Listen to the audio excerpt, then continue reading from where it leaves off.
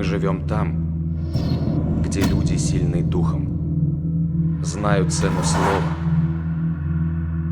любят жизнь и свободу. Но если они это все замутят, все хреново будет. Мало никому не покажется.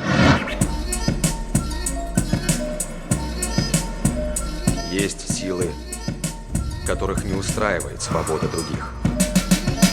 Им наплевать на духовность и самобытность. Они проникают к нам, как вирус. Навязывают чуждую психологию. Затем наступает хаос.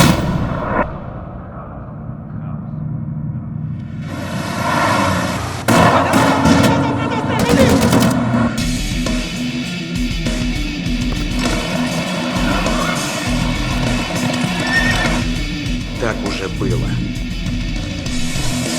И не один раз. И вот они пришли к нам. Эти препараты были использованы во время переворотов в Бишкеке, Волжских событиях.